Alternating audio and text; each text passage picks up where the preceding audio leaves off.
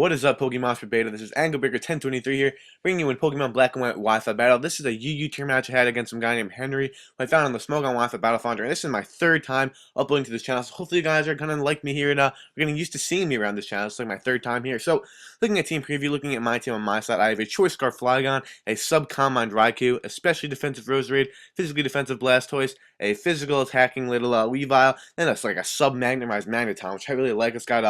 It's supposed to have T-Bolt and Hidden Power Ice, but I have a sad error on it, which you're going to see later in the match when it shows up. It doesn't end up being vital to me in this match, and it actually does not help me in any way, shape, or form. The opponent, I told my opponent I have a mishap on it. They actually get really happy because it would really fucks me when it fucks them. So let's get into the match. She's going to lead off with the Chandelure. I'm going to lead off with my Flygon. I didn't want to go for Earthquake because the switch out was really obvious because he would not want to take an Earthquake from my Flygon because it definitely would have killed it off. So I go for the U-turn, and I get them switch initiative right off the bat, which is really, really good for me. So I'm going to take this opportunity and bring in my Magneton. So I have a kind of a plan right here. So I know he's probably going to want to take me out with the Earth Power right now. So I'm just going to go for the Magnet Rise right off the bat. And there goes the Earth Power, and it doesn't affect me because I am levitating right now. Got a cool little orgy of balls just floating in the air, which is what I really like to see. Just that's not what I like to see at all. But here, I'm going to go for HP Ice, seeing how much that's going to do. It does a really good chunk. I knew he was going to set up the Stealth Rock, so I really felt good going for HP Ice. And basically, my plan is just to Hidden Power Ice it until I'm basically going to be able to kill it off. So, actually, here, I didn't really think he was going to switch. I could have predicted this easily, but didn't really think he would want to. I think he maybe, I didn't know what he can hit me with, but I just see what he's going to want to switch into my Magneton, see what a check first Magneton might be. It seems that it's going to be a Shandera, so I'm going to go for an HP Ice. He's probably thought it was Ice or Grass, wanted to see which one. Can't really tell, but sees that it's going to really do absolutely nothing. So, I'm going to bring out my Blastoise, predicting him not to go for the Shadow Ball there. I think Fire Blast would be, quite frankly, pretty obvious.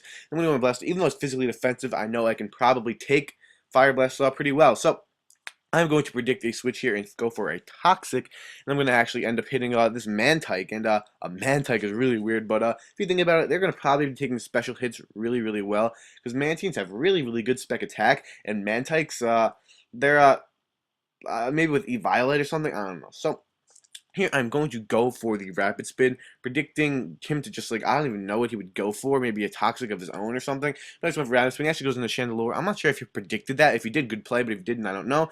So here, I'm going to go for a Scald, knowing I could take any single one of its hits, because he's more likely Scarf looking at his team, and I go for a Scald. It does a really, really nice chunk, but just not enough to kill it off. So here, I know he's definitely a choiced variant, so I'm going to switch into my Roserade to sponge the energy ball, because it's only because I resist that ×4, and I'm a specially defensive Roserade, opposed to a float offensive kind of Roserade build, so I take that really, really, really nicely.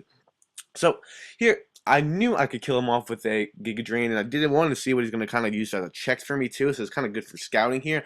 I go for Giga Drain, it goes into his Mantike, and that does absolutely nothing. I'm so surprised, Mantike.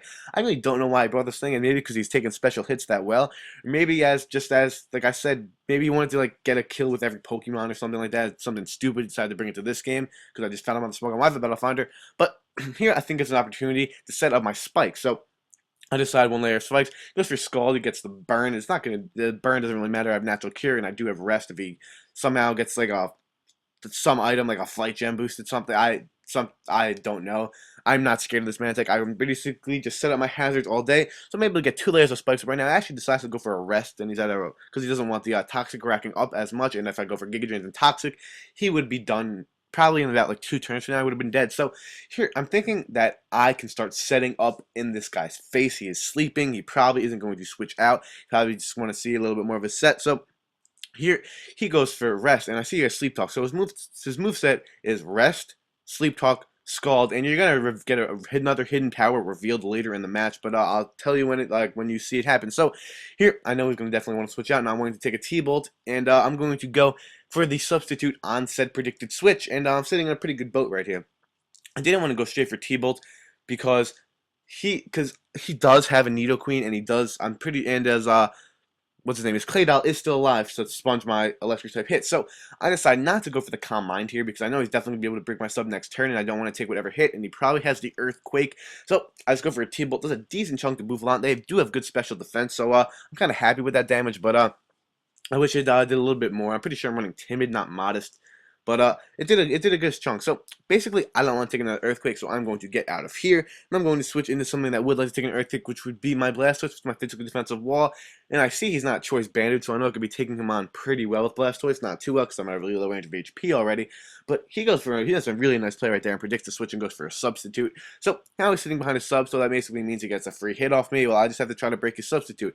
So here goes for a head charge, and I live it with 19 hit points. Blastoise, physically defensive Blastoise and UU. Try it. Just try it once. Trust me, it takes physical hits very, very, very nicely. And it scalds when you're in Torrent. If he didn't have the sub up, that Torrent boosted scald would have done a shit ton of damage. It would definitely.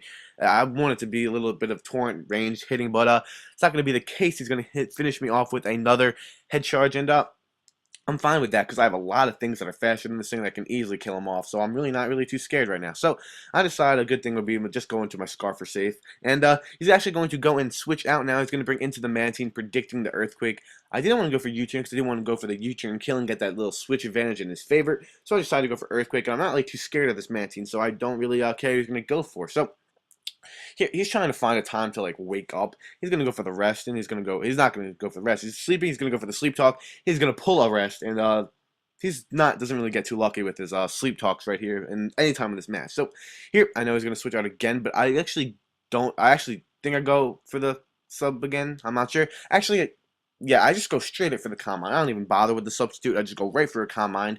And I see this Nidoqueen, and it's not really scaring me too much because I do have the Hidden Power Ice to take things that are resistant to my electric move. And Hidden Power Ice is just what you run on basically on Raikou. So here I'm just gonna go for the HP Ice. It's +1. It's not stab, but it's not even too strong of a move. But it does a decent amount of damage. It actually just goes for Roar, which I'm really happy about because I could probably kill him with my next switch in with whatever he switches me into. And he didn't hurt me. He didn't hit me with an Earthquake or anything, so I really don't care that he went for Roar. So I'm going to go for Giga Drain, hoping that I can be able to kill him off from that range because he has really low range of health. But Nidoqueen's just proved to be a little bit more bulky than us. Like, I can't kill him off. That's basically all it is. Goes for an Ice Beam. Was not scared of that because they don't have the best spec attack. He's probably not invested in spec attack. It's a non-stat hit. I'm especially defensive wall. I'm going to take that Ice Beam really well. Was not scared. So here he's going to go into his Bisharp right now, and I'm just going to go for another Giga Drain just because I wanted to kill off that Nidoqueen. Going to go to Bisharp. It's going to take it.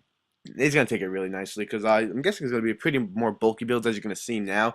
He does have the leftovers, so I'm guessing he probably has more HP investment and defensive investment than normal Bisharps tend to carry. They tend to be like max attack and maybe mixed split between those two. I'm not really sure, but here he makes a pretty nice play, and this is a really stupid play on my part. I didn't really want to go for Sludge Bomb just in case he stayed it. I looked like an idiot.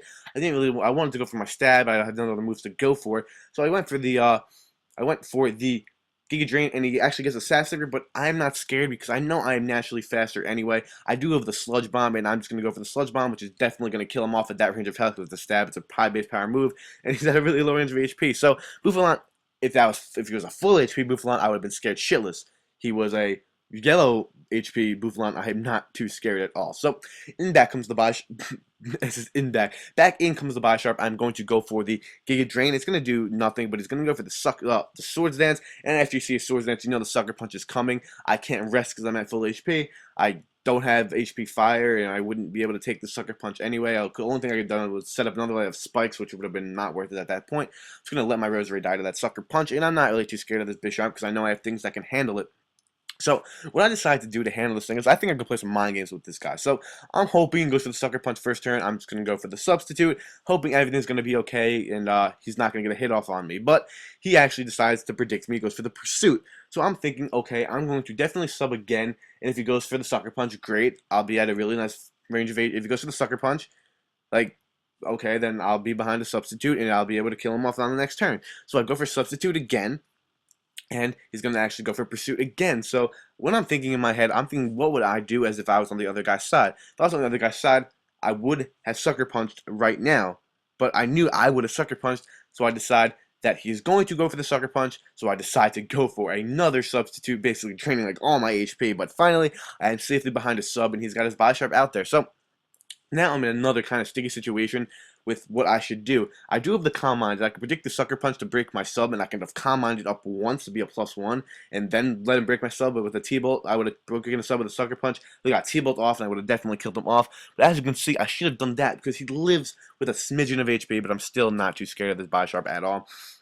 And so if I would have just I went kind of next level prediction. If I would have went next level, I would have been able to get out of that scenario in a much better boat. But it turns out that's not really what's going to happen. And here I'm making a stupid play. I went for Calm Mind, predicting him the Sucker Punch, but he just pursued it, and I could have been able to kill him off. But that's not what's going to happen. So here, I'm going to bring out my Orgy, my big floating balls, and that are not floating right now because I don't have the Magic Rise up, but I just go for the Thunder Punch. As you can see, I told you I miss-sabbed. I have Thunder Punch instead of Thunderbolt. It is a miss-sab. I'm fixed that right after this match, definitely, because that could have served to be very bad for me. So here, I make a kind of stupid play. I decide to tell my balls to float up and use Magnet Rise when I should have known he wouldn't go for the Earth Power because I already used Magnet Rise, so it wouldn't fall for that trick twice.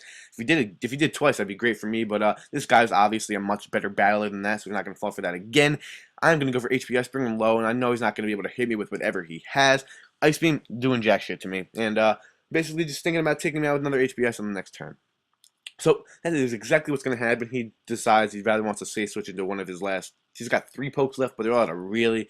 One's at full HP, which is the Mantine. He's got 2 pokes at a really low range of HP. So he's going to bring up the Chandelure, and I know that I have things to take on this thing after, so I'm not scared of it. I'm just going to let my Orgy stay in. My balls are going to sadly, my balls are going to have to burn, but it's okay. It doesn't really matter because I have other checks for the Chandelure. So I'm going to bring out my Flygon now, and I know I'm Jolly Scarfed. I know I'm going to outspeed it. So I decided to lock myself into Outrage because I'm pretty sure my Outrage is definitely going to kill the Nidoqueen when he comes in. Definitely going to kill the Chandelure. And based on how specially defensive that Mantike was, I know it probably doesn't have any physically defensive investment, and they probably don't have good physical defense anyway. So I should probably do a really nice chunk. As you're going to see, this Outrage does a lot of damage, but I pull the 2-turn, which really sucks on my behalf because I would have been able to definitely kill him off with the next Outrage, and he would have a Chandelure, and I would have probably just done something else. But here he goes for Hidden Power of some sort after the rest sleep talk. And after the match, he told me his HP flying, which becomes stab after that, like with his Hidden Power, because he's the water flying type, becomes stab after. But that's a kind of a stupid Hidden Power to run. If he doesn't learn, I might not run Ice Beam. If he did, I would have said, why don't you have Ice Beam on that thing? He probably doesn't learn it. That's probably why it doesn't have it. He should have an HP Ice on it. He should have HP Ice if he didn't learn Ice Beam, or maybe like HP Grass or Electric. I don't see the importance of the flying there because Mantiques suck balls. So I'm just going to go with my Knuckles. Go for the Night Slash. And here he brings out the Chandelure, and I just go for the Ice Shard, leaving me with a narrow 2-0 victory, but a really good game against Henry. So if you guys like what you saw, please go to my channel, leave me a sub, and leave this video a like. It means a lot. Leave this video a comment. Tell me how I did. Thank you guys for watching. It means a lot. And I'll see you guys next time. Hopefully you'll be seeing me soon. So peace out, guys.